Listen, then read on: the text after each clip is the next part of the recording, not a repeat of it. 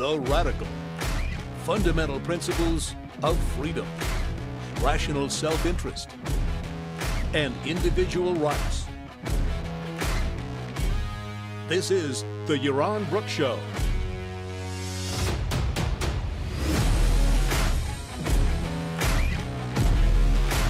All right, welcome everybody. Welcome to Yaron Brook Show on this Saturday night. I hope you're having a great first day of your weekend, and tomorrow should be good. Today was a beautiful day after the tropical storm that hit on Wednesday and Thursday. Friday, Saturday here in Puerto Rico have been gorgeous. Sun is out, the ocean is calm, and it is quite beautiful. So yeah, it's good. It's good. Hopefully wherever you are, things are good. That tropical storm is heading up the coast soon. I think hitting Florida, and then on to what is going on here? That's weird. Something's not. Oh, there it is. That's better. And then soon to hit, I guess, the Carolinas, and then I guess you're going to get a lot of rain. Not much more than that. A little bit of wind, a lot of rain. We got quite a bit of wind, quite a bit of rain. But it's offshore in Florida and the rest of the country. All right, today we're going to do kind of a news roundup. So I've got a bunch of topics, a bunch of topics to cover, depending on kind of how the super chat questions roll in. We'll see how much of this we actually cover. Of course, Super Chat is available on YouTube. You can all join over on YouTube. You can ask questions, put a $sign next to them. Of course, the higher the amount, the more likely your question is to be answered promptly. I try to answer all the questions, though, so hopefully nobody feels cheated or nobody feels like their question was not answered. All right, good. Wow, we've already got some negativity on the chat. That's good. Always good to start negative. That puts me in a feisty mood, and I think some of you enjoy that. All right, we start with TikTok. TikTok. I don't know what TikTok is. Anybody know what TikTok is? It's some kind of social networking thing, video thing, fun, short videos. People go crazy. They are TikTok stars. They are TikTok with, people with huge, massive followings. It's the hot social media platform right now, and it's the hot video platform there is right now. It's very similar to what I don't know, Instagram was for a while, and then there've been like 5 different iterations of different companies. That there was Vine, that's right, Vine, and there were others like that all the kids get excited about, and they do funny videos, and everybody downloads and everybody watches, and it lasts for, I don't know, a year or two, and then everybody switch to something else. I don't think it's soft porn. I don't think there's any porn on it. What? So DDV show says no soft porn. It's called the internet? No. The internet's pretty hard porn. Where's the soft part in the internet? I have no idea. I mean, even the news on the internet. Maybe the news on the internet is soft porn, and the porn on the internet is hard. There's of course Snapchat, which is owned by the company called Snap, and you've got multiple competitors to this. Anyway, the Trump administration has decided that TikTok is a national security threat to the United States. Secretary Pompeo a few days ago said that they were looking at ways in which to shut TikTok down. And yesterday, maybe it was yesterday. I can't keep track. Yesterday, I think Donald Trump said that he would sign an executive order today, Saturday, that would ban TikTok. He was personally going to eliminate TikTok, as he said in his little statement to the press. He has the power. He has the power to shut down this company. Now, why is this company so offensive to the Trump administration? Well, primarily because it's owned by the Chinese, and we'll talk about why that is important in a minute, but it's owned by a Chinese company. Whoops, what did I just do? It's owned by a Chinese company, and of course we know that anything Chinese these days is bad, evil, wrong, nasty, and that the federal government needs to protect us from those evil Chinese and what they might do to this country. Of course, why is it a national security threat? Well, because it is owned by a Chinese company. Now, as it turns out, TikTok is a U.S. subsidiary of this Chinese company. It is all the videos, all the content on the U.S. Subsidiary, on the U.S. TikTok versus the Chinese TikTok, is all content, especially all American content. It's content that's produced and created and done here. Chinese TikTok is very different than American TikTok.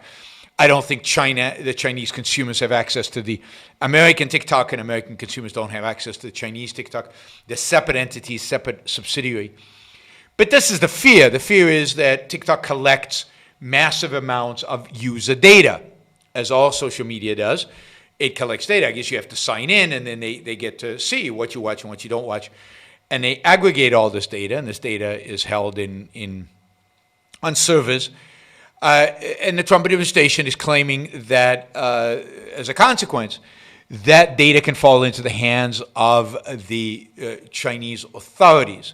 That is, that we know the Chinese companies often fall under the thumb of the Chinese government, and therefore the Chinese government can force them to provide the data usage of Americans on TikTok USA. Now, granted, that would be a violation of privacy rights of American consumers, and that would be a bad thing. There is zero evidence that any of that has happened. There's zero suggestion of that. There's no criminal prosecution. There's no civil prosecution against TikTok. There is nothing. There's nothing that indicates that the Chinese government has had so far any access to this data. There are stories about the kind of data that it collects, and it collects data like any other app. It is delivered to your phone through Apple and through the Apple App Store, and Apple, I guess, monitors what those apps collect, and through the Google Play App Store on Google. It is obviously incredibly popular. Tens of millions of U.S. subscribers, and in Europe, it is for whatever reason. I don't understand these things. I mean, every one of these video apps to me look the same, but there's something unique about it. There's something special. There's something entertaining that people really like, and obviously, this data is collected, and this data is substantial in terms of what videos you watch, and maybe some personal data associated with when you sign in. Anyway, this is deemed a national security threat. A national security threat. Now, as a first step, the Trump administration has taken and has asked, military and government employees in sensitive positions to delete the app. The other idea is that maybe the app provides some kind of entry point into your iPhone and steals all the information from your iPhone. I'm dubious about that, given Apple's very, very strict, oversight over what goes in the App Store. But this is the Chinese. They are capable of anything. And as somebody says, why take a chance? It's dangerous. This is particularly relevant when American social media companies are being accused of selling private data. This is not an accusation that the Chinese company will, but that the Chinese company is going to give it to their government, not sell it to private companies, as some Americans have. Now, I am dubious about the whole line of reasoning. If there is evidence, sure, prosecute. There is a court of law. There are ways in which to prosecute companies for abusing the data that they have. We have intelligence services. We have law enforcement exactly for this purpose, to detect violation of individual rights of Americans. And individual rights are violated, yes, then the government should step in and do something about it. But we're talking about a stupid video app. There have been 2 other cases where the Trump administration has done this with Chinese companies. And I can't pronounce these companies, so those of you who know a little bit of Chinese or maybe know something about how to pronounce these Chinese company names, I apologize in advance. One is ZTE, so that's pretty easy. But the other one is Huawei, Huawei, Huawei. Now, both of those companies make electronic equipment. For example, Huawei makes equipment for 5G, right? That's how we all get the coronavirus, is through Huawei's 5G equipment. I don't know if you heard. I think I've talked about it in the previous show about the conspiracy theory that it's 5G networks that are produced by the Chinese that actually activate the coronavirus. Anyway, they create this hardware, and the danger there is that they will actually have the Chinese government could have, therefore, implanted in this equipment back doors that provide it access, not just to the videos you've watched, but to everything, to all your phone calls, to all your financial information, to really everything. Once they can get in to the infrastructure of the web, they can control, they theoretically can accumulate vast amounts of information. I assume that also American intelligence has some reason to think that Huawei and ZTE, that the government, which is involved with them, there's some real legitimate reason to believe that these things could be used for espionage, and therefore they've been banned. And the way the government did this with Huawei and ZTE is they basically banned them from government contracts and from participating in much of the infrastructure that is being built around 5G and other things. But primarily, they've done it through banning them from the government dealing with them at all. Again, TikTok is a video thing. This is not an app from the Chinese government. This is an app from a Chinese company. And I know that you guys have a hard time differentiating the two. I know that. But it's not the same thing. It just isn't. And indeed, much of what you consume, much of what you have in your pocket, including the iPhone and including not an iPhone, if you have other kinds of products, like Samsung products or whatever, are products that are built, constructed, parts, features that come from China. No, it is not the same thing. I've said many times that the Chinese government is not communist. The Chinese government is much more fascist than it is communist.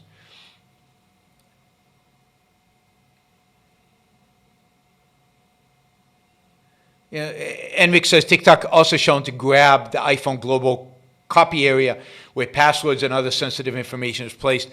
I'm skeptical. Allow me to be skeptical, because I don't think Apple would tolerate that, of them doing that. And if it's being shown, you would think that Apple would have shut them down.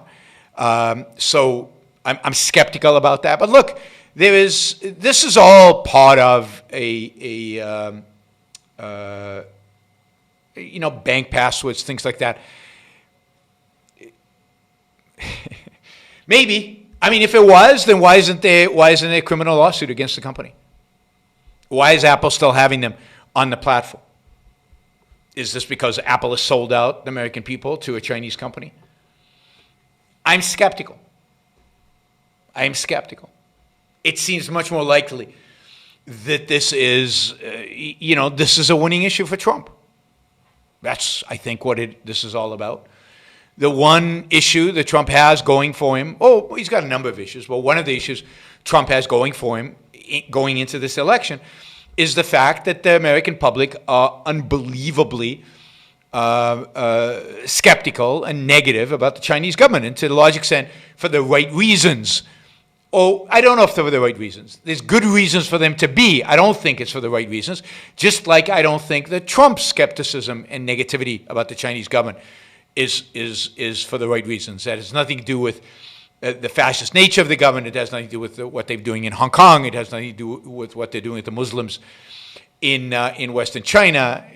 It has everything to do with politics. Everything to do with politics. And with his perspective on trade. His perspective of trade. So he is betting that in spite of the fact that young voters love TikTok, he doesn't have the young vote anyway, that he is going to go for China's powerful incentive to vote. Right? But it's all about China as the villain. I don't believe it has anything to do with the reality. Again, we are consumers of hundreds, if not thousands, on a daily basis of Chinese products. Most of the companies that we buy from in China are private companies, to the extent that they're allowed to be private in China, but they are.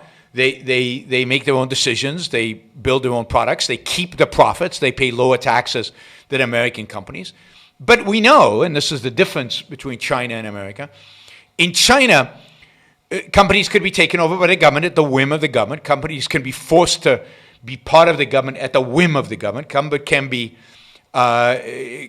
can have to take a knee in front of the government at the first opportunity. In America, on the other hand, it can't just be at the whim of the government, although sometimes it is. There has to be some process. But the government can bring companies to their knees just as well. For example, this TikTok company is an American subsidiary. Yes, of a Chinese company, but it's in America. Employs Americans. Employs over 1,000 Americans. The servers where all this information is stored is in the United States of America. And this is what I think is truly revealing. TikTok USA has been in discussions with Microsoft to sell TikTok to Microsoft.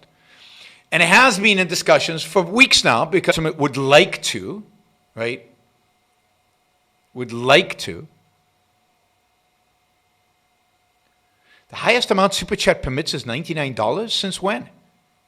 That's interesting. Because it used to allow much larger contributions. That's interesting. Anyway, TikTok has been in negotiations with Microsoft to sell because TikTok realized that they were going to be shut down by the Trump administration.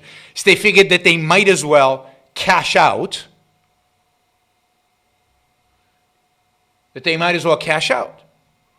And those negotiations have seemed like they're fruitful, and Microsoft was on the verge of buying TikTok. And that's a way for, again, the Chinese companies to capitalize, to get the money for its investment. And now Microsoft would be responsible for the data. So if it has not been shown that TikTok is stealing sensitive information. It has not been shown that. If it was shown that, there would be a lawsuit by the government. So again, there's tons of misinformation out there, but there is no actually concrete evidence. Otherwise, if there was any kind of evidence, the Justice Department would have filed a lawsuit. Instead of Trump threatening to shut it down through executive order, which is dubious because it's not clear he has the authority to do it, and it's not clear how he would do it, why not just take them to court and shut them down that way? And the reason is because they don't have evidence. I mean, if there's evidence, you take it to court. You use executive orders and you use threats when there's no evidence. And again, the indication of why this is something different is the fact that Trump said that he would not accept TikTok selling to Microsoft. Why? Why wouldn't he accept that? Why isn't it okay? If the problem really is that TikTok's collecting this information and might be passed on to Chinese government, why is selling to Microsoft not a solution? It seems like the logical thing. It's a very popular app in Americans. There's this risk that the data would go to China, sell the thing, put Microsoft in charge, put it in data centers controlled by Microsoft, and you solve the problem. And yet Trump said no. And why? Why?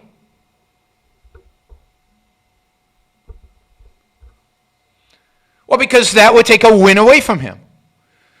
Trump wants a win. Trump wants the ability to say, I shut down a Chinese company.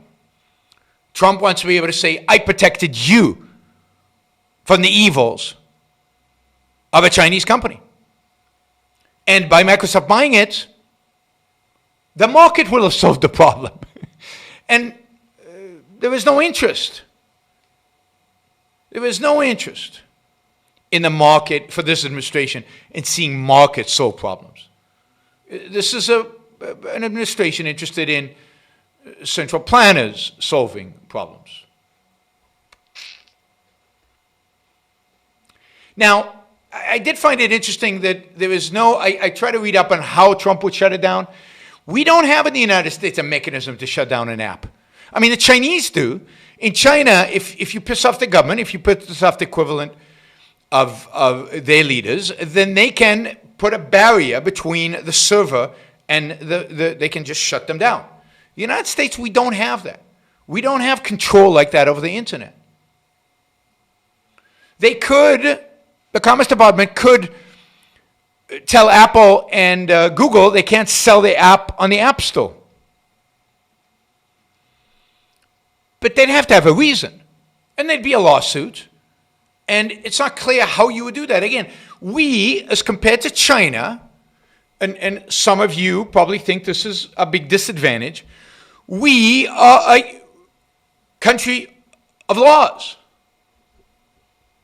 The president can't just say, I don't want this app to be on the platform and get rid of it. There's a process. There are lawsuits. This will be contested. I mean, there's just no simple mechanism by which we can, or our government can shut down somebody like TikTok.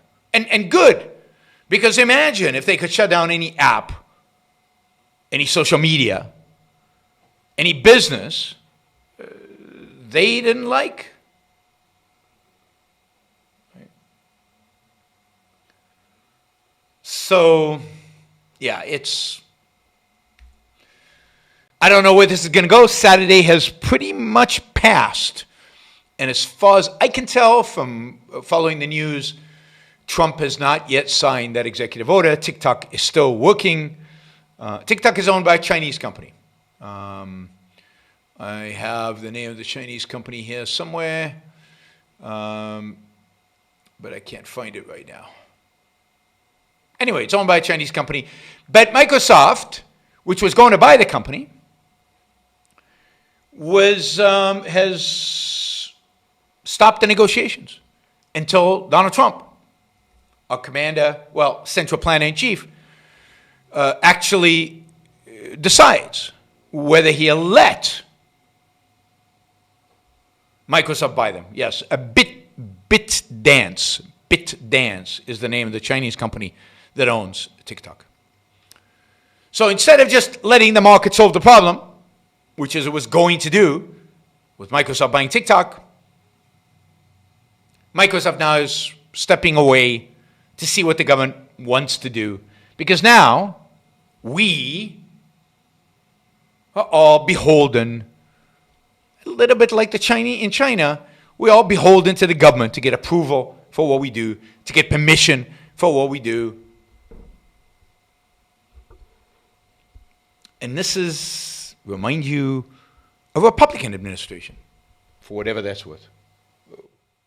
I think the volume was way high there. Nobody told me. All right, if the volume's too low now, let me know, but I think it was too high there before. Okay, let's see. Do we have any Super Chat questions on TikTok? The main thing distinguishing TikTok from other apps is its ownership. Unlike the other parts of the world, China experts say the Communist Party could easily pressure TikTok into hand over data. True. But there's no evidence that's happened. And you could prosecute if it did, because it's a legal entity in the United States, the subsidiary. And the data is not exactly national security data, and they were going to sell to Microsoft. So why not just let them sell to Microsoft? And then the ownership problem is solved. But at least yesterday, now he could have changed his mind. At least yesterday, Donald Trump said no to selling to Microsoft. Again, the fact that we even ask the president whether a company can sell to another company is amazing to me.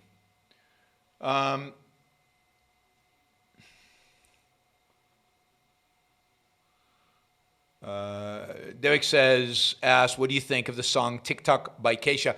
I think you'll be shocked to discover, I'm shocked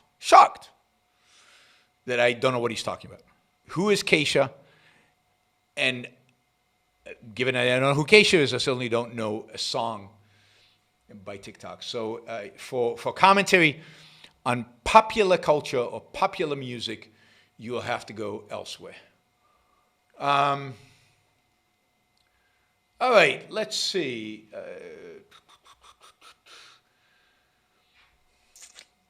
Let's answer a couple of Super Chat questions. What do you think of the claim of, well, let's do this one. What is the link between, no, not that one. I want to do this one. Do you give Trump credit for signing right to try, where dying patients can now take non-FDA approved medication if they're dying? Yeah, I give him credit for that. I mean, some credit. I wish the legislation was a lot broader, and I wish ultimately they have defanged the FDA a lot more than they did.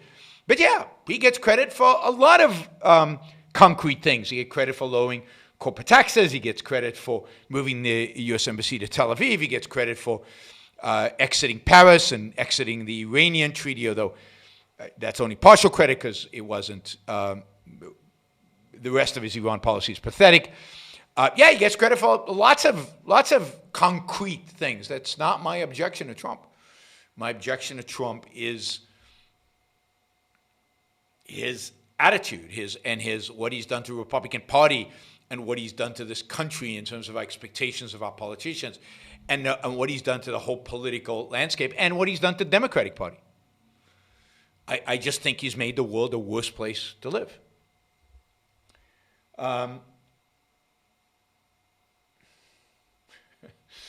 Dolan says, I'm in the unrivaled king of pop culture. Of what pop culture should be, not of what pop culture is. I am proud of the fact that I know almost nothing about pop culture of today, or actually of the last 40 years. All right, let's see. Yeah, that brings up a topic I want to talk about. FDA. I want to talk about the FDA, the right to try. Right to try, by the way, allows patients who are dying, only if they're dying, to use experimental FDA drugs. It still requires a whole process, and it's still cumbersome and difficult and nowhere near as easy as it should be. But it's better than it was before, and Trump gets credit for that. But that does bring up the FDA, and the FDA just put up this week new standards for the production of home kits for testing for COVID. You'll be able to test at home. You'll be able to get results within minutes rather than within days or weeks. It'll be easy, no pinprick, but all at home. Everything will happen at home. And there are companies that wanted to offer this a couple of months ago, and the FDA stopped it. Now they've actually put out a plan, the criteria for what they would approve in terms of home kits. And from what I've seen, the companies are basically saying, you're insane. With these kind of requirements, it'll never be profitable, never be commercial, never be possible for us to produce the kits. That'll happen sometime next year, maybe. I mean, the idea would be, ideally, to lower the cost to about $1 a test. And it is possible. But the FDA wants these to be too good. Something can be too good. For example, if you make the test kit super accurate. So it can test very low viral loads. That would be, wow, that would be amazing. But that would be really expensive and very difficult to put in a home kit. Even the commercial kits that are out there have a hard time doing it. But you could make a pretty cheap one that only detected very high viral loads. But when can you infect other people? Now, when you have a low viral load, when you have a high viral load. So why not give people the option of testing themselves? And when they have a high viral load, they would know not to go out, not to interact with other people, isolate themselves. Low viral load with social distancing and all that, no big deal. Things like that. Things that have to do with logic and common sense and taking account how people use something and the kind of logic and common sense that markets produce. The kind of products that markets create. That don't have to be perfect by the standard of some central planner, but are good enough. Good enough. So we're probably not going to get home kits. Again, we probably could have had them 2 months ago. We're probably not going to get home kits because of the FDA. And of course, this is just one minor concern I have with the FDA. You know, the FDA, even with the now right to try law, the FDA is responsible for the deaths of thousands or hundreds of thousands of potentially millions of people every year because of the cost that it loads up on drugs. It makes it so difficult to produce. Now, look, there'd have to be some screening of drugs. They wouldn't just go to market. You would have to test them and screen them and so on. And doctors wouldn't prescribe drugs unless they were tested and so on. But imagine if that were done in a competitive market. Imagine the cost savings. And also, imagine if people had the option, not just dying people, but all people had the option of evaluating the risks that they were willing to take. Instead of just saying, oh no, it causes, in 10% of patients, it causes heart disease, drug X.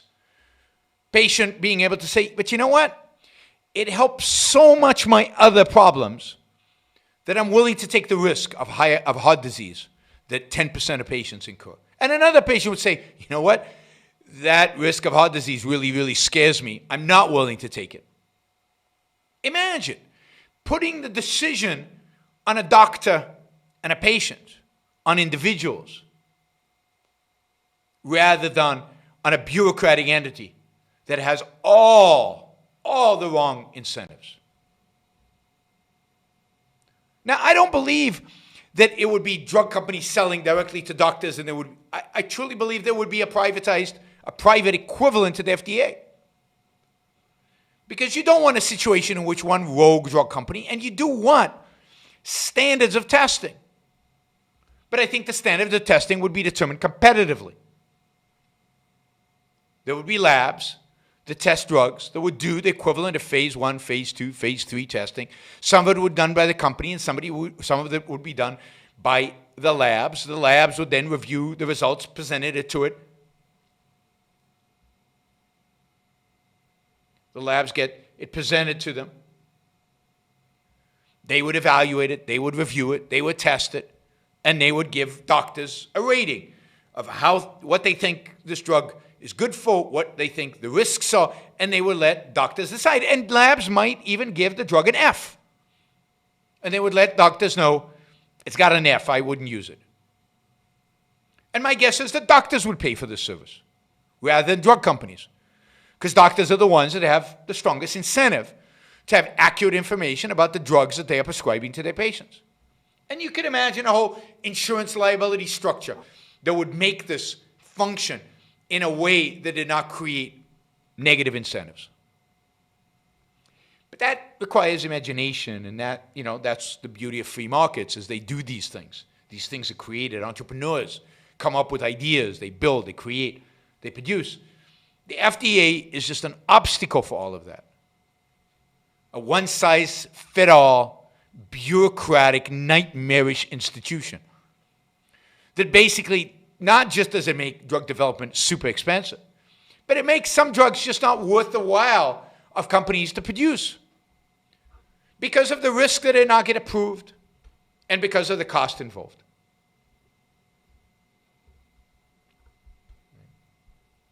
I mean, I think the same would happen with food, with a lot of things. You'd have middlemen who would work for the grocery stores inspecting the agricultural produce that they were buying rather than a government agency, and probably wouldn't be something supermarkets did themselves.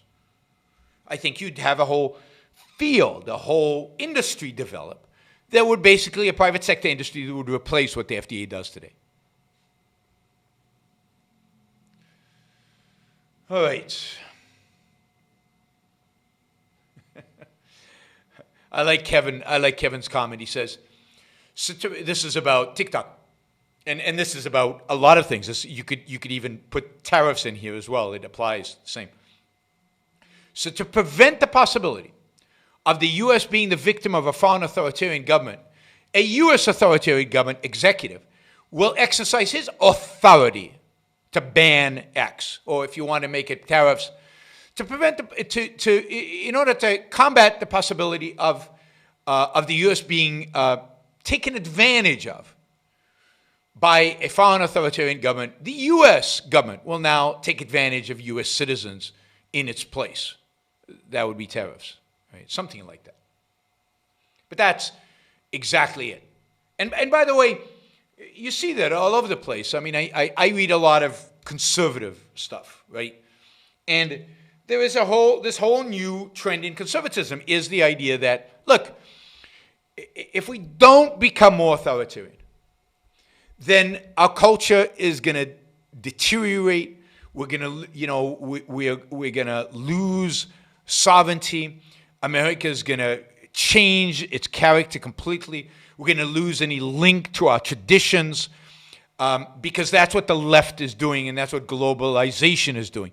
It's destroying American culture. It's destroying what's unique about America. It's all these immigrants are changing the culture, and the left is crazy and nutty and will destroy everything that is America. And in order to protect what is America, we must become more authoritarian. I was reading this today in an article in the American Conservative. So the new conservatives want America to have more authoritarianism. They want the executive branch to have more authority, more power. They want authoritarianism in order to save America. Now that is stunning to me. I thought conservatives were there to conserve the founding principles of this country. Not anymore. Those founding principles are far too classical liberal for them, far too liberal for them, far too individualistic for them. Indeed, the founding documents are un-American, according to these conservatives. And what we need in order to preserve our Americanism, whatever the hell they think that is, we need more authoritarianism to save us from the authoritarianism of the left. We need authoritarianism of the right. Existence exists at Books for Learning American History. I don't really have anything off the cuff. I'll have to get back to you with that. I don't have anything off the cuff. Okay. Let's take another Super Chat question, and then we'll go to the next newsy topic. All right, we'll do this one. What do you think of the claim of evolutionary psychology that people are determined to focus on the negative more than the positive because pre-civilization humans face constant survival threats? You know, I think this is the point, a broader point about evolutionary psychology. And again, I'm speculating here because I'm certainly not an expert in this. And actually, I've been intending to bring somebody who I think is an expert in this. I need to contact him and see if he'll come on the show. But this is what I think about evolutionary psychology. I think that if you take So Ayn Rand had this. Ayn Rand had this brilliant article, and I recommend it. It's called "The Missing Link." And to understand what Ayn Rand is talking about, the missing link are human beings, people out there, who don't engage their conceptual faculty, who don't think, who don't pursue reason, who are not rational, who are therefore second-handed. They let other people do the thinking for them. And they're fundamentally perceptual. So every human being has the capacity to engage in reason, a capacity to think, to be rational. But not everybody chooses to engage that capacity.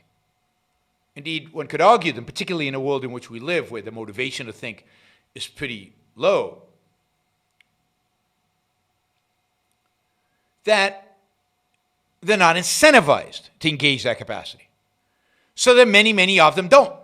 So that a significant part of our society does not think, and therefore are at the perceptual level. Now, what is a perceptual mentality?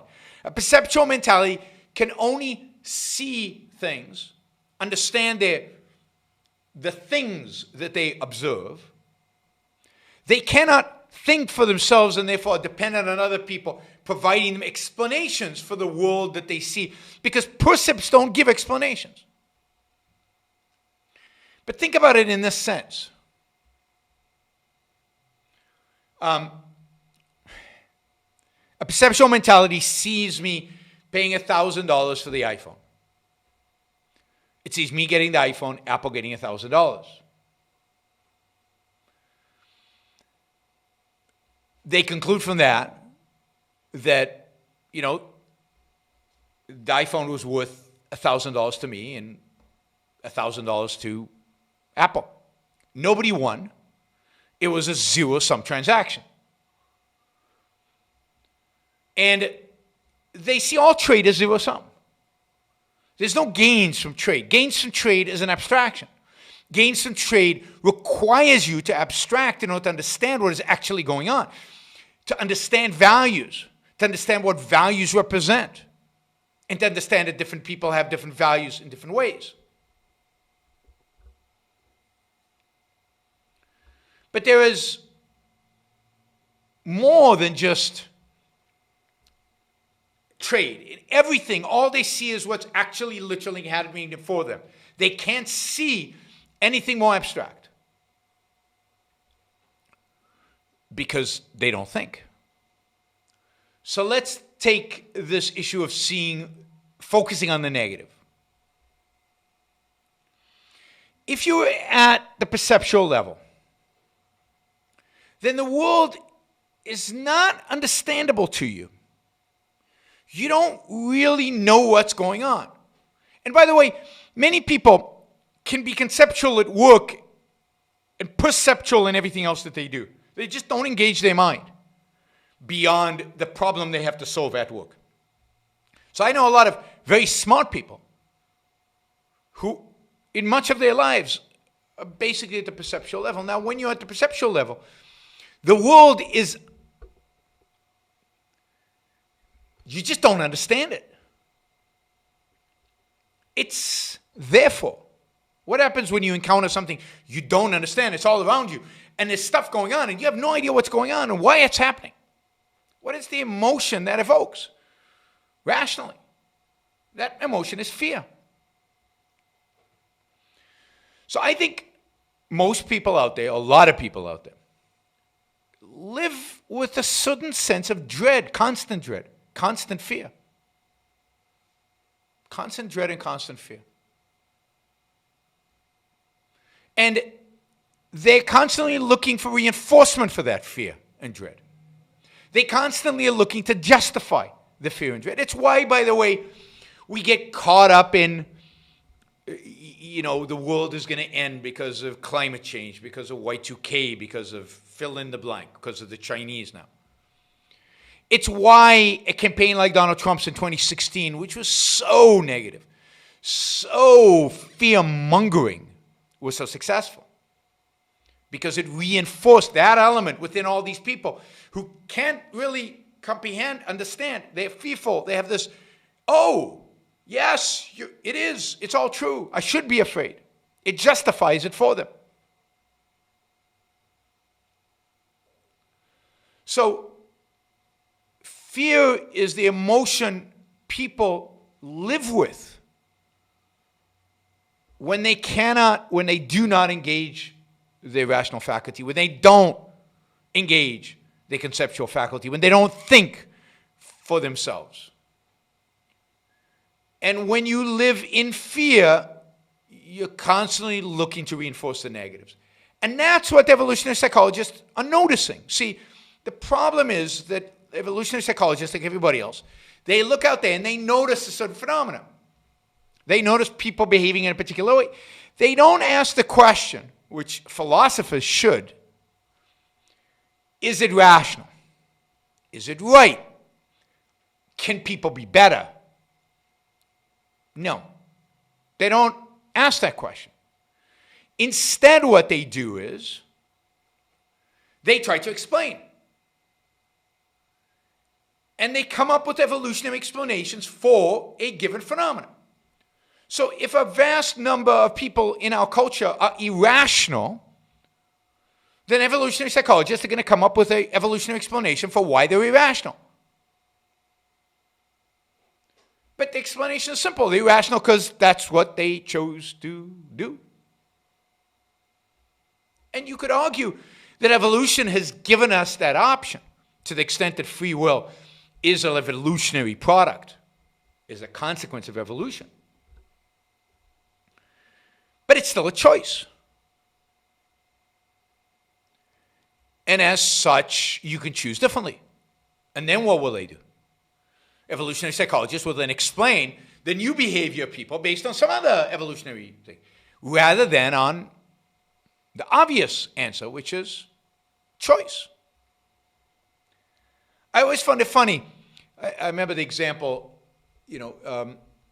it's not the case anymore because I think it's not politically correct anymore, but 20 years ago, every single beer commercial was the same, right? It had beautiful women in bikinis running around drinking Coors Light or Budweiser or whatever, right? On a boat with lots of attractive young men around them. And the association was, be a beautiful women.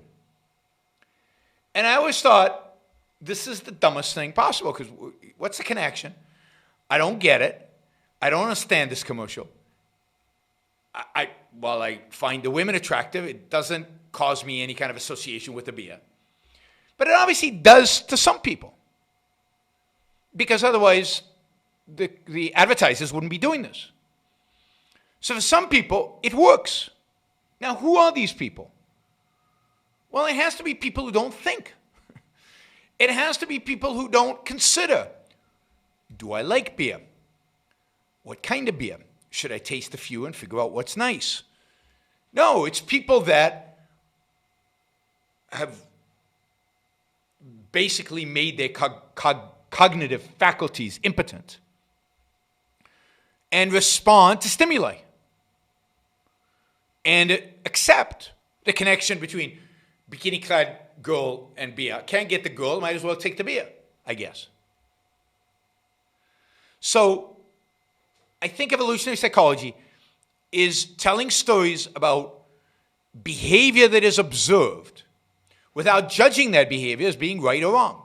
We, as objectivists, as people oriented by a philosophy, we make judgments.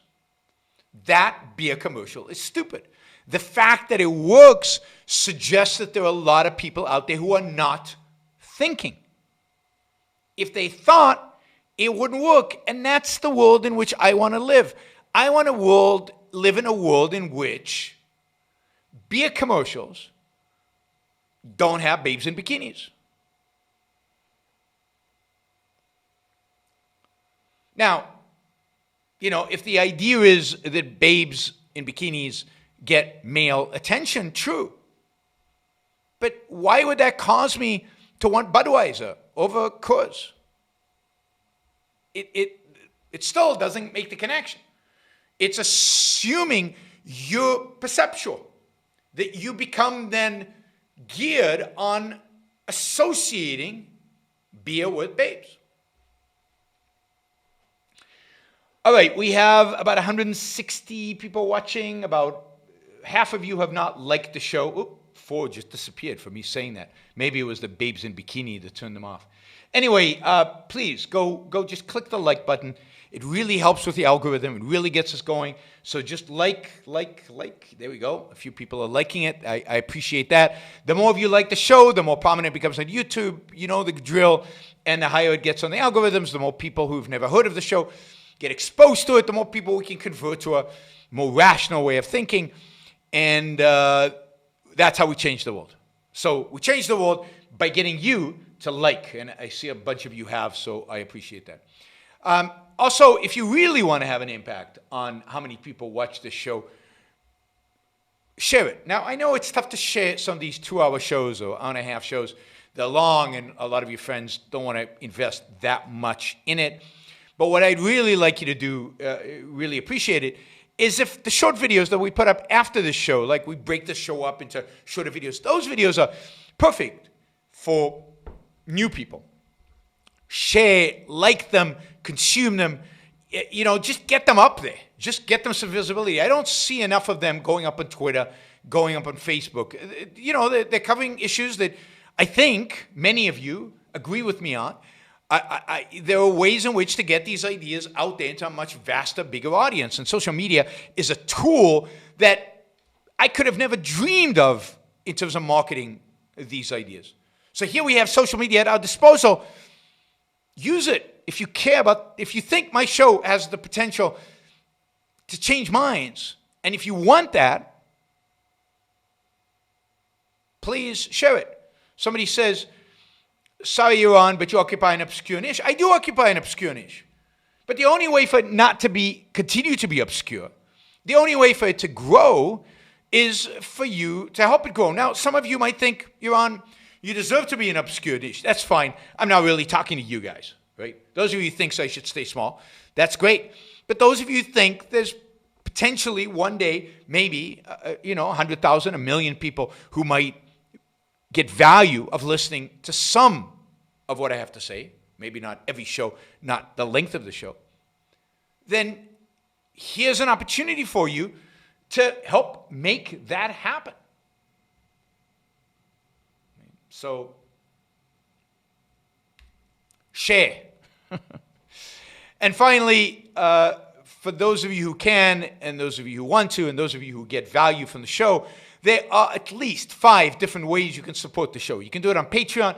You can do it on Subscribestar. You can do it on Locals. And my favorite place of all is you can do it at yaronbrookshow.com/support. Those 4 are my favorites because there you can make a monthly contribution. And monthly is great because it gives me visibility into what's coming in the future. I can plan. I can do long-term planning. You can use any one of those platforms. My preference, again, is that you do it on my website. Just I like it better how they manage the flow of money in. But any of those platforms would be fantastic. You can contribute anywhere from $1 to, I think $2 is the minimum, to $500. $500 a month. If only it would be great to get several people like that. It would be great to get lots of people like that. We could really grow the show with a lot of $500 contributors. And of course, there is Super Chat. Super Chat is available. Somebody said, I think Jonathan said it's limited to $99. I've gotten Super Chats for $250. So either that's new or I'm missing something, but Jonathan will have to help me out there and explain why he thinks it's only up to $99. But yeah, so David says that Patreon is hurtling towards disaster. That's why I'm diversified. I hope other people join, but join not necessarily through Patreon, but through other platforms that have, again, the best platform would be to do it on my website. Martin says, he shared the video clip of Trader Joe's, and he pinged the founder of the company and a podcast about the company. Perfect. See, that's the way we get visibility. You take a particular issue and then you ping the people who that is relevant to, right? And that's great. Hi, Yaron. Watching you live in New Delhi, just showing up for support. Please carry on doing what you do. Thanks for everything. 2000, what is the name of the currency in India? I don't know. Wow. I suddenly discovered that I don't know the currency in India. That surprises me. I thought I would. Anyway, 2000, I have no idea how much that is in dollars. But thank you, Vikram. Rupees, that's right, rupees. Of course it's rupees, not rupees, that's right. Let us see. What have we got? We've got some super chat. Let me do another super chat question, then maybe we'll do the stimulus. Let me see if there's anything here. All right, somebody just read the first chapter of Atlas Shrugged today. Planning on doing 2 chapters a week. Any advice to better read the book besides the ARI app content? I would just, for the first read, just read the book for fun. If the book has the kind of impact it had on me and many others, you will want to read it again and again. So the first time, I would just read it for fun. Just go at the pace you want to go. Just enjoy it. Enjoy the story. Try to get the story. What is the story trying to represent? There's some long speeches. Read them. First time I read Atlas Shrugged, I know some of you will think this is heresy. I skipped Galt's speech. I read a little bit of it and then went ahead because I was too interested in the story and I wanted to know how it ends. Then I went back and read the whole speech. And I've read it several times since then. But the first time I read it, I skipped the speech because I wanted to know how the story ends. So there are lots of ways. There's no one way to do it. Right. All right. Alex says, the super chat on phone is maxed at $19.99. But on PC, you could go higher. Yeah, I don't know all the different nuances of super chat. I just know it's a great feature. It makes these shows a lot more fun. And it gets you to be much more participatory. And, of course, would love it if we got some significant supports over the super chat, which would make my weekend. What is the link between racism and altruism? Since racism is so exclusionary, it would seem to go against the tenets of altruism. Good question. Racism in and of itself is not explicitly a reflection of altruism. Although people who embrace racism don't give up altruism, and almost always the altruism is reflected in the way they deal with the people within their own so-called race. That is, the people they associate with, the altruism still plenty manifest there. Now, I'm sure there is a deeper relationship between altruism and racism, right? But let me take, that's a good question and a deep question. I mean, racism is fundamentally collectivist, and collectivism is fundamentally altruist. But collectivism is the fundamental notion that individuals don't matter. The fundamental notion that individuals don't matter, just a group, boils down to the fundamental notion that you pursuing your own self-interest doesn't matter. So collectivism rejects egoism, and racism must reject egoism. So it's not that racism embraces a view of altruism as is. But what racism does is it negates the only real alternative to altruism, which is egoism. Because it undercuts the value of the individual. It undercuts the individual's judgment, individual reason, individual rationality. You are basically a product of your genes. You're basically a product of the group. Your basic identity is that of the group. And therefore, what racism does and what it's motivated by is the rejection of individualism, rejection of egoism, rejection of self-interest. It's done in the name of the group, the collective. And you as an individual within that group are subjugating your authority, subjugating your thinking, subjugating your mind to that group. So it's not altruism in the sense of you're sacrificing for that group. It's altruism in the sense that you are sacrificing your own mind for the sake of your own group. The racist is an altruist in the sense that he's undercutting himself, undercutting his own mind. Altruism being focused on others. Here he's not sacrificing for others, but his focus is on the other members of his group and his belonging to them with a negation of his own reason, his own thinking, his own identity. I think there's a deeper issue here, but I'll have to get back to you on that. We'll get to it. Have you considered any tag team capitalism versus socialism debate? Who would you want to team up with, and who would be an ideal opponent? I have not. I'm actually, thank you, Corey. You can do these stickers where you just make a contribution without even asking a question, and that's always appreciated. I have not really considered tag team because I don't like tag team debates that much, because I have to share the stage with more people. And that's true. I love being on stage. I love speaking. I love doing debates. I love doing panels. I love speaking to audiences. And even with a debate, it's like half the time my opponent gets. As you can tell from these shows, I just like talking and conveying my point of view, and I think I'm good at it, and I enjoy it. And I love the interaction. Unfortunately, we don't have the interaction here. But that's why I like having the chat going. I love doing these live. Because with the chat, I have a sense that there is some interaction that is being provided. So I've done tag team debates. I'm not crazy about them. I mean, if I did one on capitalism, I think I could do, I'd love to do anything with Leonard Peikoff. But given that Leonard is not doing them, Peter Schwartz would be great as a tag team on capitalism or on foreign policy. Harry Binswanger would be good. Onkar and Onkar Gate and Greg Salmieri would be good. Those would be the kind of people, I'd love to have in the tag team a philosopher with me. So I would do the more economic, concrete, political stuff, and the philosopher would do the more philosophical stuff, and that would be the tag team. That would be the best kind of tag team I would do, right? My ideal opponents, I don't know.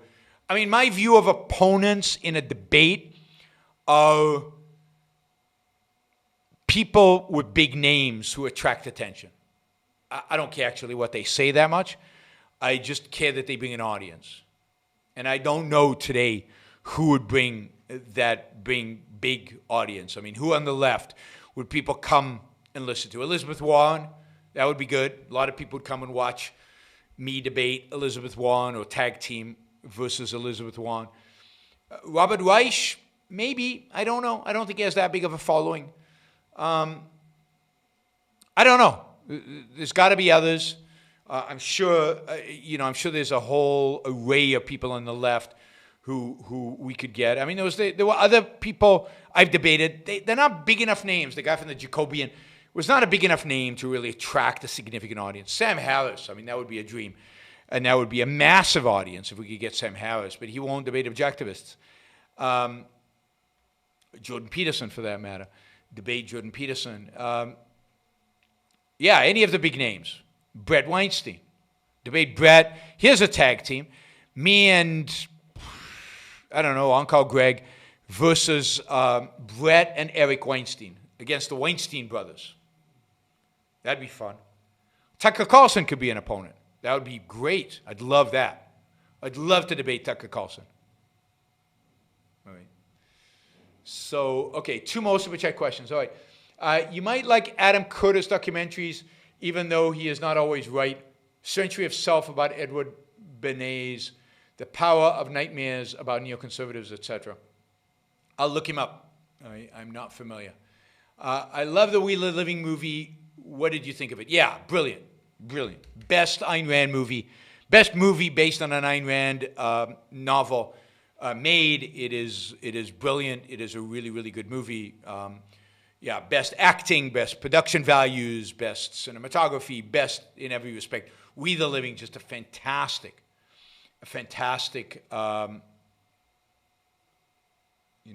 audience. Jason asks, why do you think your audience is growing so much more rapidly?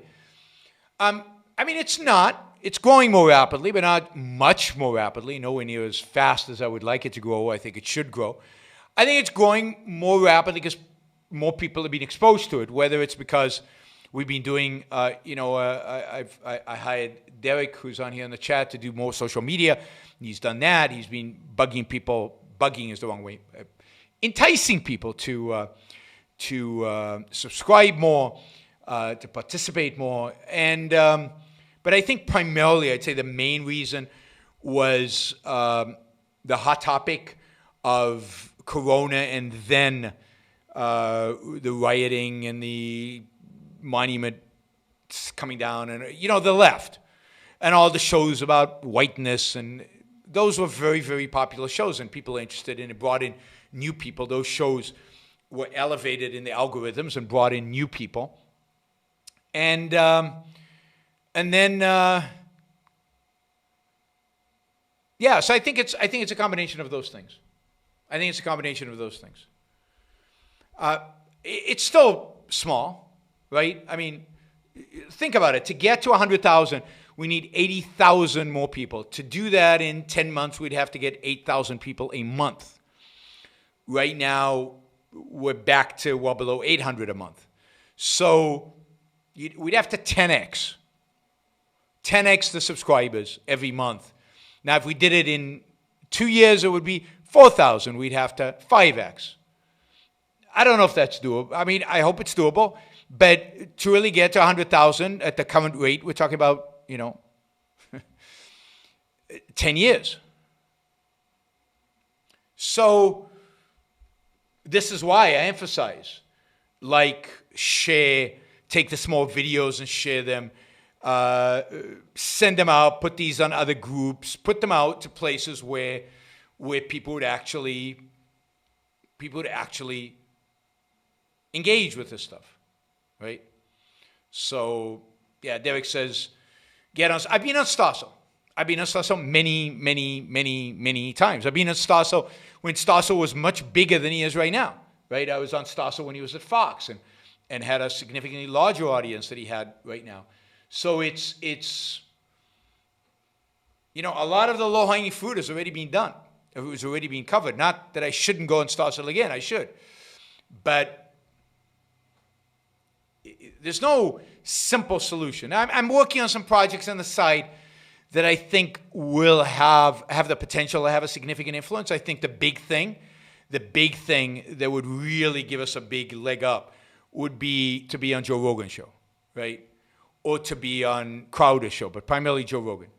Or to be on I think it's primarily podcasts. It's getting on the big podcasts. And then it's topics, right? It's orienting the show, and I'm not really good at orienting the show towards more, if all I did was attack the left, and I stopped attacking Donald Trump, my numbers would be much higher. Much, much higher. But I'm not doing it. Actually, one of my, my only guy who gives right now $500 a month said to me the other day, because he gives $500 a month, which is a great way to do it, right? He gives $500 a month. He gets a half an hour of my time every month. We do one-on-one. And one of the things he said to me in this one-on-one was, he said, Yaron, you're the only source of information, reliable information for me about the evils of the right. So don't stop. He says, you're the only person I know who follows the right and sees the danger in the right and sees what they're capable of doing and sees how anti-capitalist they are and anti-freedom many of them have become. And he says, you're the only source I have, so please don't stop attacking the right, because I'd miss this whole phenomenon if not for you. So not because he said it, but I in my view, this is my contribution for attacking the left. You can go to Ben Shapiro. You can go to a bunch of it. I think I do it better, but there's tons of sources for you to go that attack the left on a regular basis. And I still do it. In my most popular shows, I attack the left. The one on whiteness, the one on the riots in Portland, the ones on what was it called, systemic racism. Those are great. But the fact is that I am more interested in, and I think I have more to contribute in attacking the right and giving objectivity to the right, partially because all of us are attracted to the right. The right is appealing. The right seems like the antidote to the left. And that's my job, is to warn you away from that. The choice is not between right to left.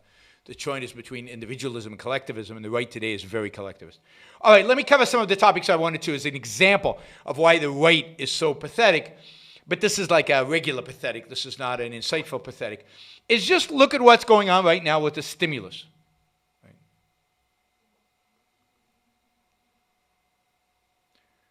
For how much would you comment 5-minute video? I don't know what you mean. For how much would you comment 5-minute video? You're going to have to explain yourself, John. You can explain yourself in one of the comments without the dollars, and I'll try to read it. Just look at the stimulus package. The Democrats in May, they passed the stimulus package by the House, $3 trillion. Now, that was obviously not going anywhere.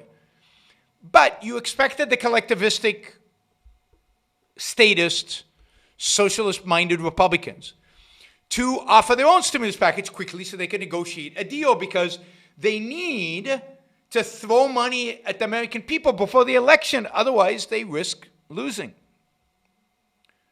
But the Republicans sat on their hands. And only when coronavirus numbers started going up and the Republicans said, oh my God, maybe we do need to throw money at American people. Maybe the recovery won't happen all by itself. That the Republicans started to put the plan together, and they couldn't disagree, and they argued and they debated and they argued, and finally last week they proposed a solution. Now, it's already known that at least 20 senators, Republican senators, are probably going to vote against this. Good for them, by the way. But the Democrats don't support this, and the House has to agree to it. So then they started negotiating with the House. And they're not agreeing. Why? Because the House wants to sustain this $800 a month on top of unemployment insurance, an extra $800, which basically, for some people, constitutes a wage higher than what they would actually earn if they got a job. So Republicans are saying, no, we want to reduce it so that it isn't as much as if they got a job, because we want to provide them with an incentive to get a job. And Democrats are saying, no. Because Democrats have veto power over this bill, because they control the House of Representatives. So they say no. So Republicans say, no, this is really bad. This is economic suicide. We can't do that. People won't go to work, so we're going to insist. And Democrats say no. And today Republicans said, okay, let's sit down and negotiate. So Republicans have already caved on that. What's also interesting about these negotiations, like previous negotiations of the Trump administration, they're not handled like they used to be. It used to be that the House and senators would negotiate, and the House members would negotiate, and then maybe the administration, the president's people would chime in and say, no, we won't sign that, and we don't want that, and we don't want this, and they would lobby and they would encourage. But here, it's Mnuchin negotiating the whole thing. And Mnuchin sells out to the Democrats every single time. Now, I know Trump has this mystique about being a great negotiator out of the deal. But he's outmaneuvered by the Democrats every single time. And what I expect from this deal is it's going to be well over $1 trillion. It's going to give the Democrats what they want on unemployment. It's going to give the Democrats what they want on other issues. None of them are, they'll come to some grand compromise. It'll be $1 trillion to $1.5 trillion. It's massive. It's intrusive. It's more bailouts. It's checks to everybody and their brother-in-law. And this is above and beyond things like the Trump administration giving a $765 million loan to Kodak to save it so it can convert itself into some kind of pharma company. Really, Kodak. Because they have knowledge in chemicals from film development. And it's just fascinating to me that anybody still believes, that anybody has any inclination to think that Republicans are pro-market. The Republicans are not just competing on who can grant what favors to whom, which interest group gets which favors, and to what extent, and how big are they, and where can we buy influence, and how many voters do we buy versus them buying, and in which districts and which states, and is it a red state or is it a blue state? And it's all that kind of politics. It's all corrupt. It's all statist, collectivist, socialist, insanity, or fascist, however way you want to call it. But the government involving in the economy in dramatic fashion. That's what we're seeing. Democrats, Republicans, makes no difference. It's just a matter of the degree. And it's a matter of the emphasis, where you want to put the trillions of dollars.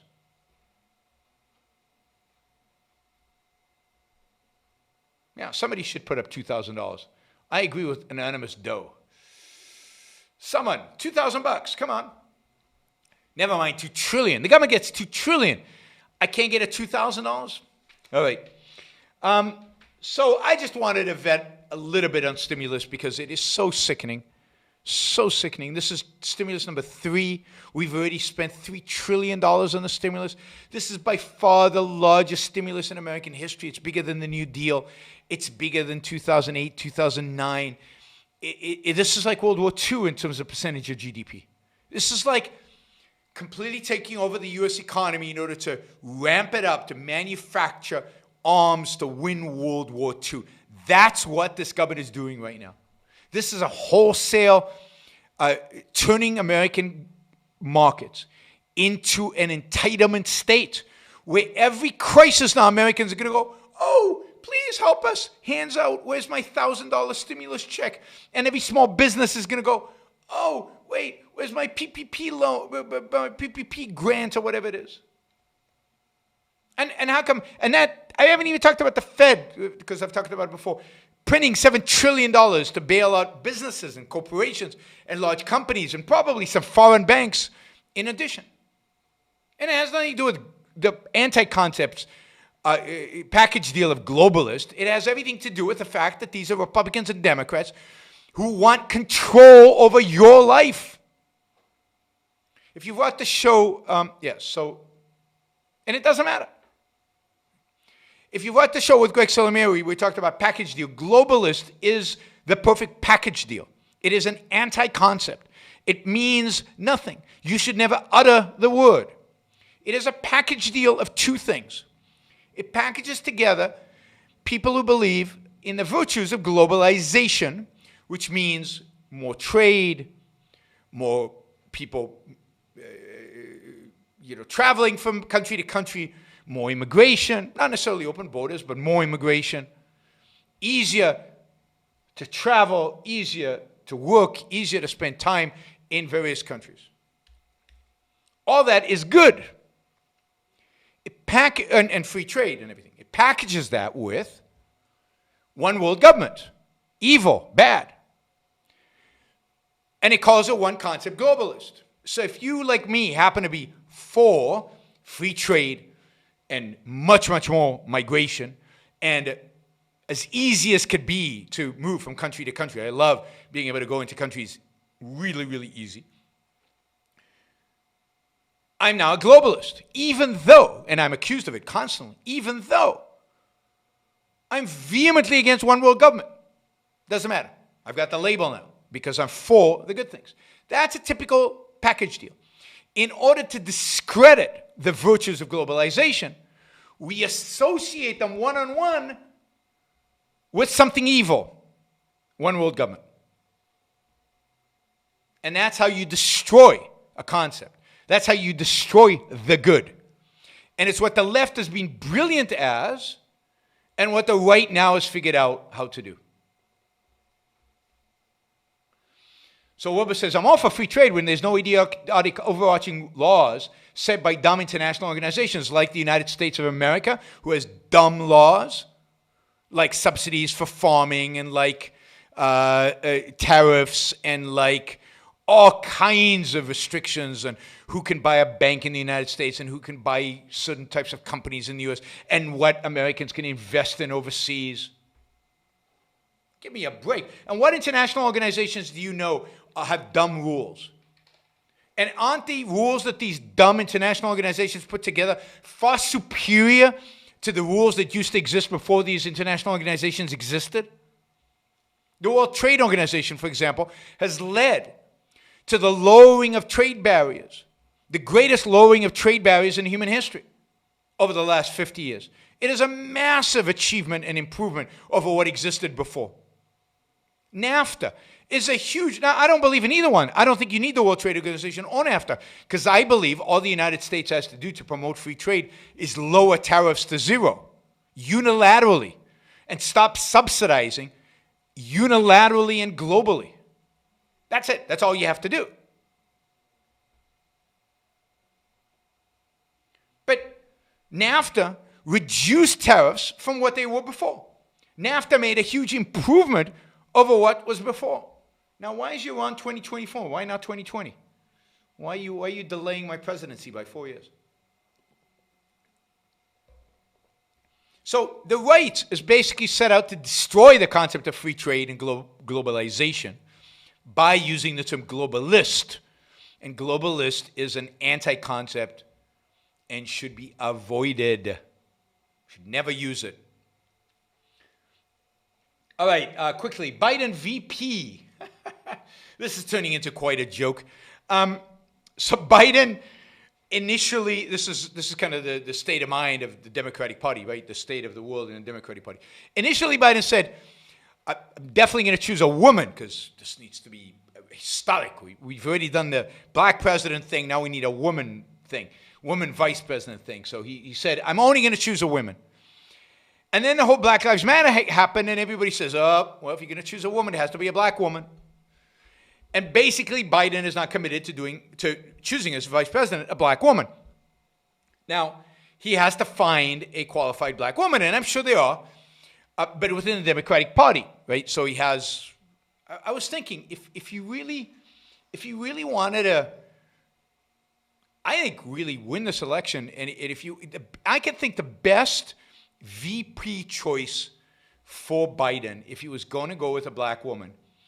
Now, I'm not a fan of hers, but I just think politically this would be an amazing choice because it would completely disorient people, it would completely throw them off, and it would garner support from unlikely places. I think his best is Condoleezza Rice, being a black female Republican who is a moderate Republican. So she's not going to radically disagree with you on stuff and probably agree with you on most foreign policy issues if you're Biden. And I think that would throw it completely. Throw it completely. Anyway, I don't think that's the choice he has. He's basically looking at people like Kamala Harris and Duckworth, I think, who's a senator, and this black woman who used to be a sheriff down in Orlando and is now a congresswoman from Florida, and he's looking at the other Rice. I think Susan Rice, who was Obama's national security advisor, who would be terrible. Elizabeth Warren, once in a while, still mentioned as a possibility, but of course, Elizabeth Warren is. I think his campaign would completely implode if it was Elizabeth Warren, because I think he would lose all his Wall Street support and maybe even some of his Silicon Valley support if he chose her. Susan Rice. Yeah. That is Elizabeth Warren if he did that. And then the last couple of days, there's been this new possibility, and that is Karen Bass.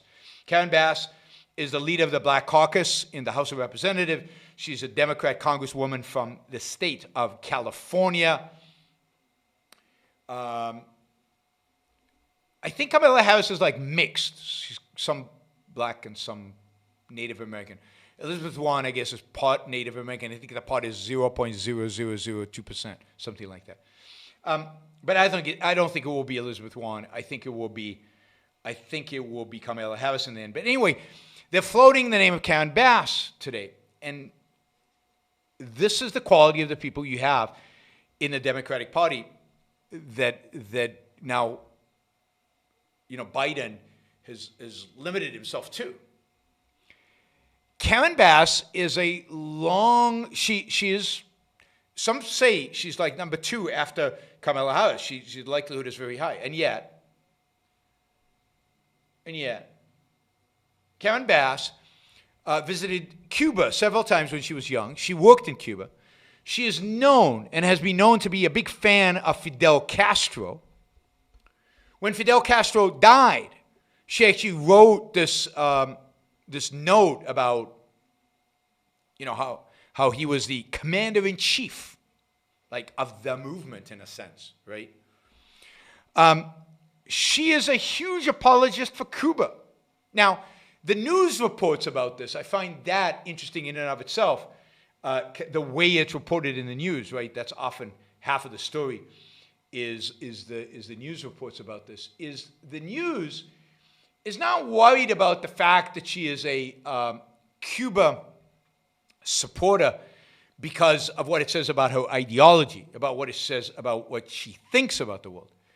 The news media is only interested about the fact that she is a supporter of Cuba in terms of what it does, in terms of how much it hurts Biden in Florida, because the Cubans won't vote for him because she is pro-Fidel Castro.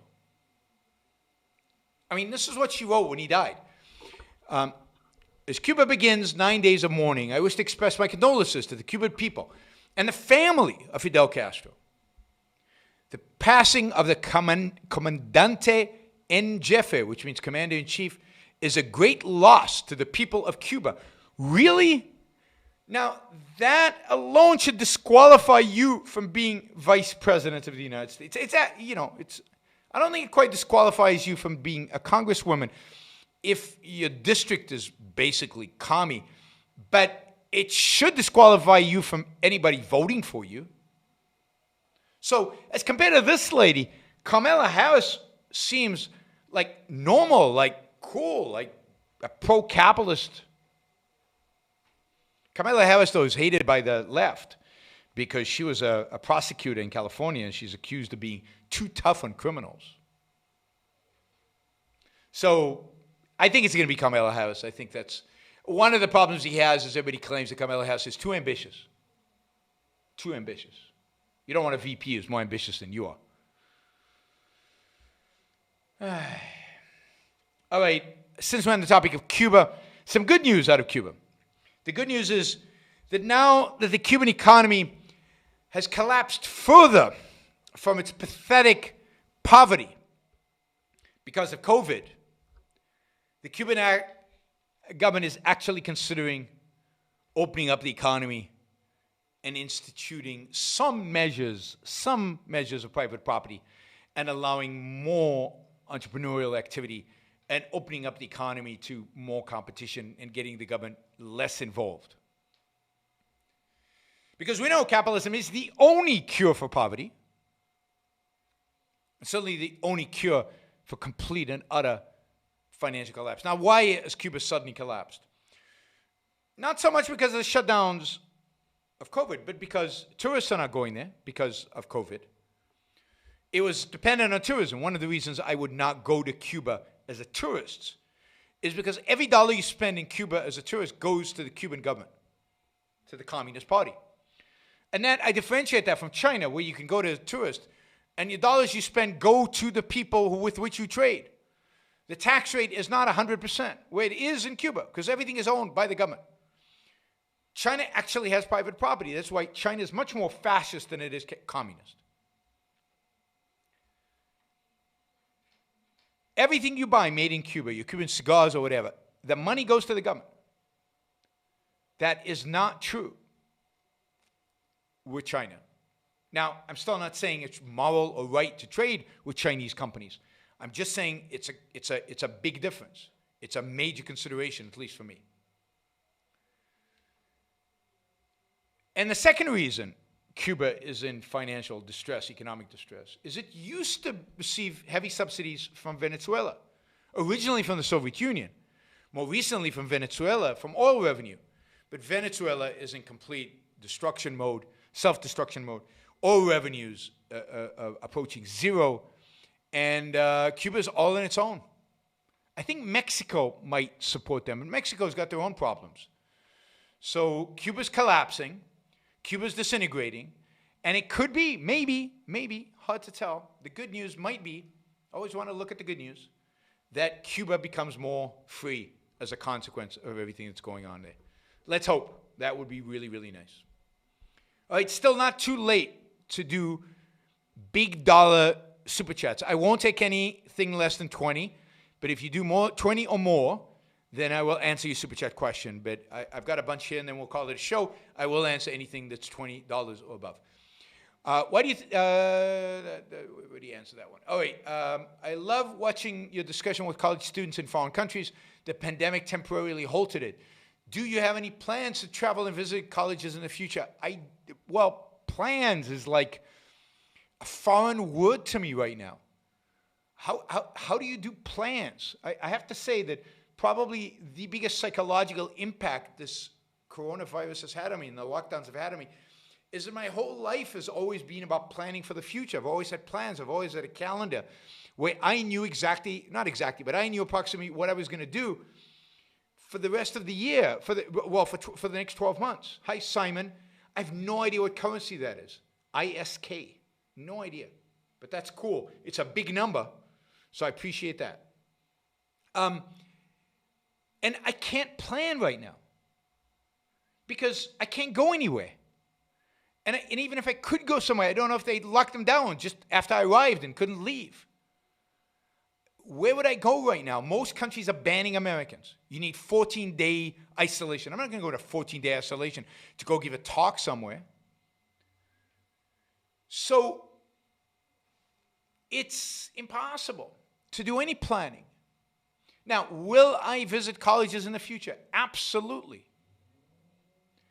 Do I intend to do more talks? Absolutely. Oh, wow, that's Icelandic money. Excellent. I love Iceland. Thank you, Simon. Greetings back to Iceland and to my freedom-loving friends in Iceland. One of my visits was to Iceland, where I gave a talk at a university in Iceland. I'd love to go back there. And one of the professors at the university there is very friendly. And we talked about me coming back there. And the local Students for Liberty group in Iceland has invited me back. So at some point, I'd love to go back to Iceland. I'm scheduled right now, for example, to speak in France, in Paris, in October at a conference. But what do you give the odds of that actually happening? I think pretty close to zero. So once there's a vaccine, or once this nuttiness, whatever happens, goes away, I hope to be back on the road, back lecturing. There's nothing like a live audience. And I love my audiences in Tbilisi, Georgia, in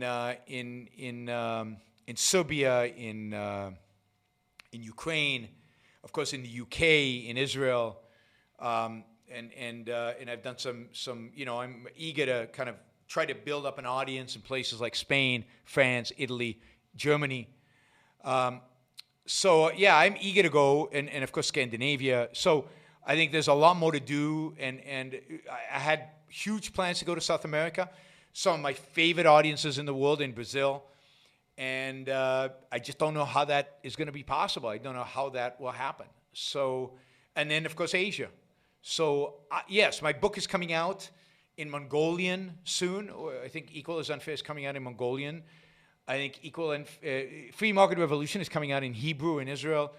There might be some other publications in the process, and I'm hoping to go do book tours when the books come out. So, I think South Korea. One of my books is coming out in South Korea. So I've got real plans to travel and do book tours and to engage with audiences over there. So, and if Cuba opens up, I'd love to go to Cuba. Does Trump go more towards fascism or capitalism in a second term? Oh, fascism, no question. There's not a capitalist bone in Trump's body. There's not a capitalist bone in Trump's body. And that's not where his supporters are. Oh, wow. Wow. That's a lot of money, Simon. Thank you. That is very, very generous. Wow. Wow. Thank you. So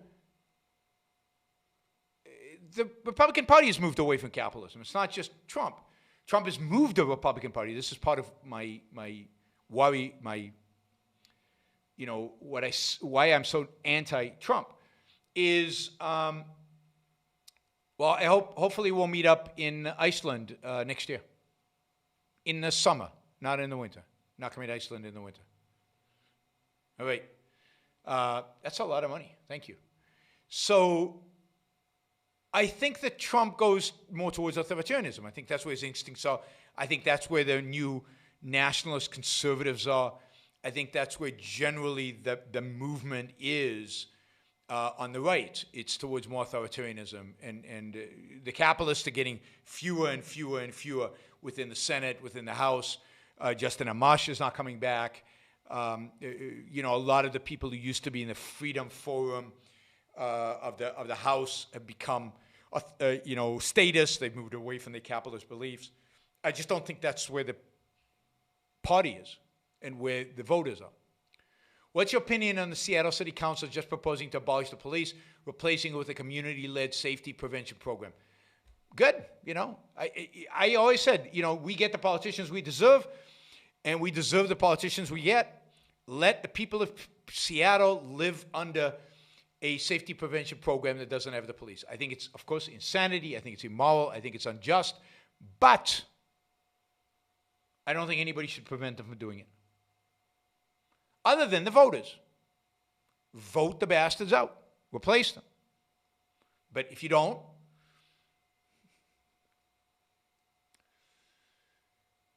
as long as we believe in federalism, we believe that in certain dimensions, local government should govern. Now, yeah, there's a certain point at which the federal government would intervene. But I don't think the federal government should force these cities to experiment with no police. Crime rates will go up, and the people will rebel against it, I assume. Democrats are way ahead in the polls in winning the Senate. Yes. Worst case scenario of Biden, Harris having a free reign to pass anything in the name of gridlock, would you consider supporting Trump? No. No. I'd consider supporting Republican senators who could beat Democrats. But look, this is the point, and I know you guys don't get this, but I don't actually have a sway in the election. If my opinion about the election mattered, that is, if I could sway enough votes to change an election, we will be on the way to winning this battle, and it wouldn't matter who won. But I don't even have much of an impact on you guys, on the loyal listeners to this show. I certainly have no impact on the casual listeners to the show, and I have zero impact on people who don't listen to the show. I don't know why you care so much who I support. It doesn't matter in the world out there. Trump will win or lose this election, not based on anything I say, but based on the people who vote. The vast majority of people who vote, who've never heard of me, who've never listened to the show, who don't know what I think. When I start to have the kind of cultural sway where I can dictate an election, we will be winning. And of course, any one of your votes doesn't matter. If you live in California, California's going to vote Biden. Now, maybe if you live in Texas, you suppose it's going to vote Trump, but who knows this time. If you live in Pennsylvania, if you live in Michigan, if you live in Wisconsin, if you live in Ohio, if you live in Florida, maybe your vote counts. But everywhere else, it doesn't count. So I don't know why you're obsessed with who I support or who I don't support. I will not support Trump because he represents the end of America. I think Biden, we can survive to fight another day. A Trump victory, I don't think we can survive to fight another day. If Biden wins and he gets the Senate and he gets the House, that will be devastating. And whose fault will that be? Whose fault will that be? It will be Trump's fault for destroying the Republican Party, making it unelectable, bringing in a blue wave like we haven't seen in a long time. That will be Trump's fault. Not COVID's fault, not the economy's fault, not China's fault, not even Russia's fault. It'll be Trump's fault. And shockingly, it won't be my fault. So another reason we should have never elected Trump is because he might lead to an overwhelming victory of Democrats in all houses. And if they do win, then it'll be up to all of us to fight them and to try to influence the better Democrats not to do the kind of wacky stuff that the radical left would like them to do. I'm no guarantees that we can do that, but that's what we want to do. That's what we want to do. Right? So I would love to see, as I said, Trump lose in a landslide, Republicans hold the Senate, even just by one senator. It's all they need is a filibuster, is to prevent the Democrats from controlling the Senate, and the House, in that sense, doesn't matter. They need one House. Ideally both, but they need one House. And by the way, if Trump wins, then they won't lose the Senate. It's if Trump loses, it's the problem. But it's a problem. And I don't have a solution for it, other than go out there and vote for your senator. Vote Republican in the Senate. But again, it doesn't matter if you're in California or New York. I don't even know if the Republicans on the ballot in California and New York. I want to comment video titled Jeff Bezos made $13 million on the channel The Ring of Fire.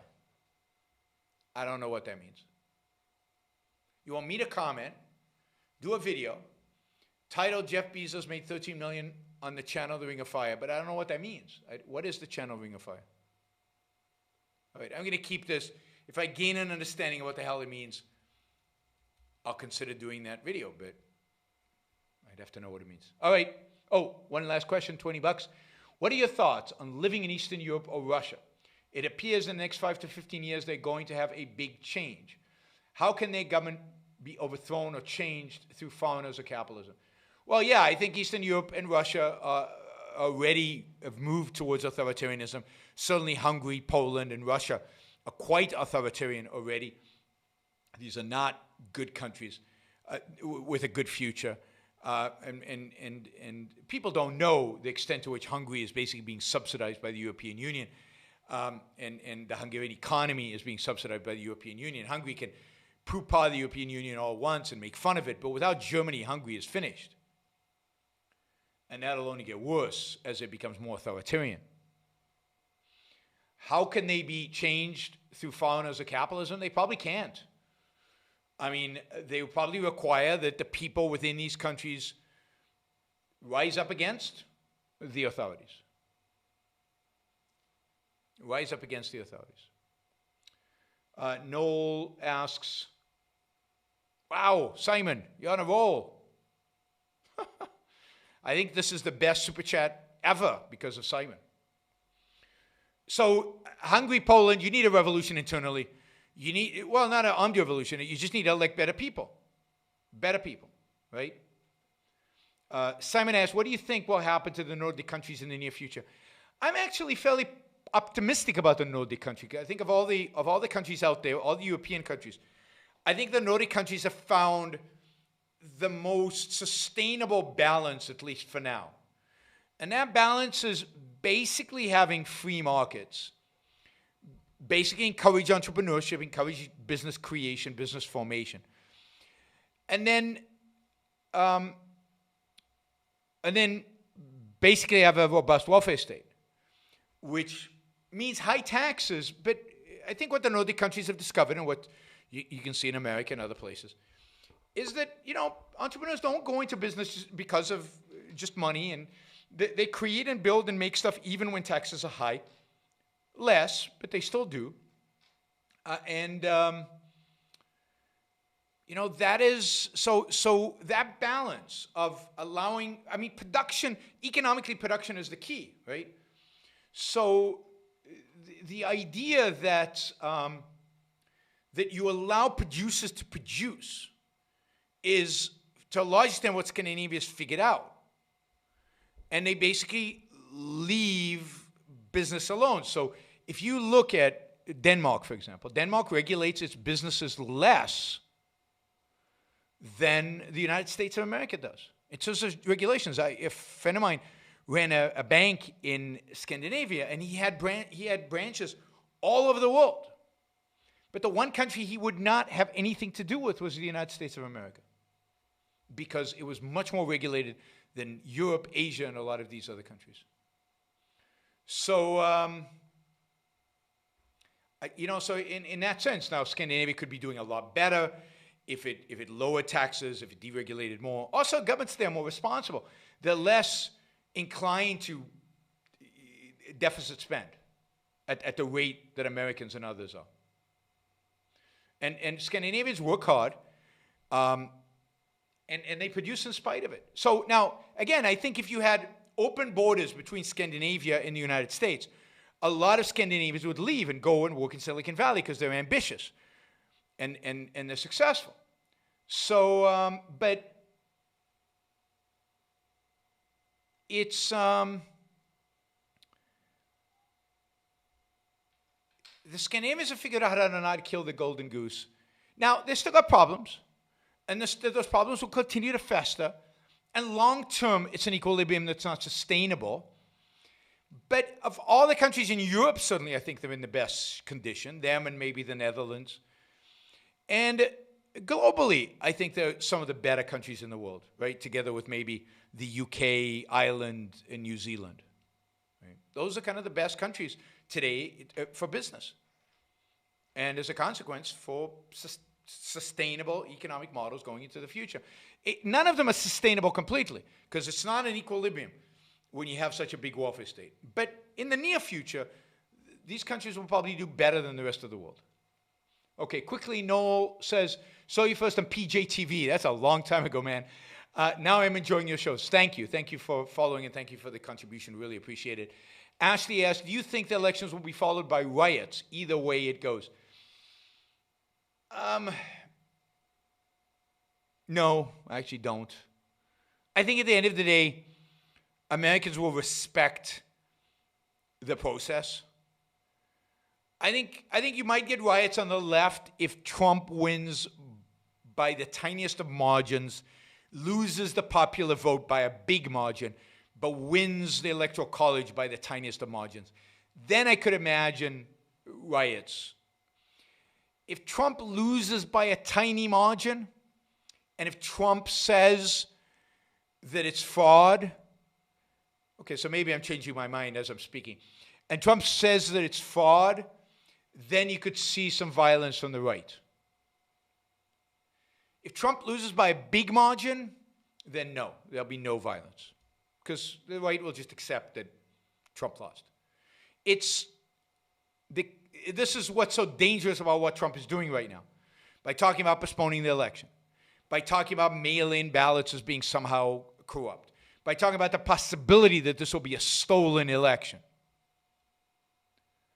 Trump is basically setting it all up for a contested election where he loses by a small margin, and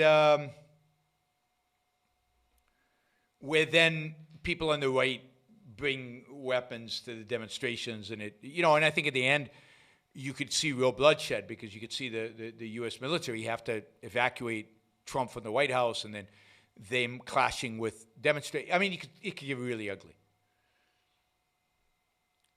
But one of the reasons I think he should lose big is that it's not contested. Because I think with Trump in the White House, a contested election, a close election, it just could, I mean, who knows what he would do? I don't know what he would do. I really do not know what he would do.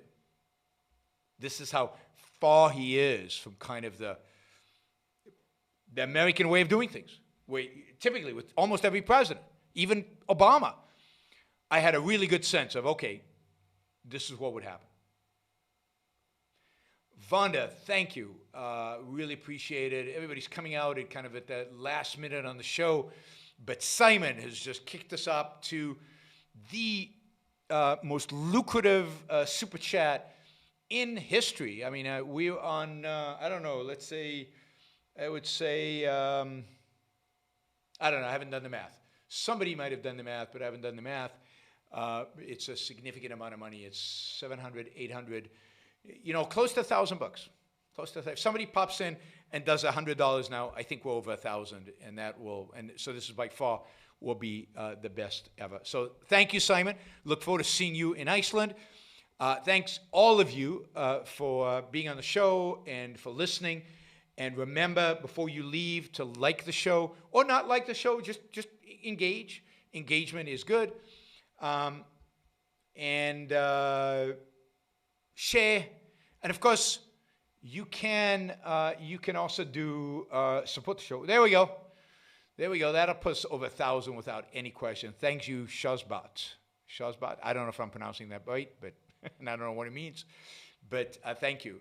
Seen Once Upon a Time in Hollywood yet? No, but it's still on my list to see. So I will comment when we get there. Thank you all. Have a great weekend. I'll be back tomorrow. So we'll be doing a show tomorrow. Can't promise to go 2 hours again tomorrow, but we will do a show tomorrow. And I'm not exactly sure on the timing, so pay attention. Click that bell next to the subscribe, and that way you'll get a notification when I go live. But it'll either be in the afternoon or it'll be again at 8 p.m. But I'm just, we'll see what happens tomorrow, and we'll see what kind of topics we cover tomorrow. So thanks, everybody. Really, really appreciate your participation and your support. See you all tomorrow.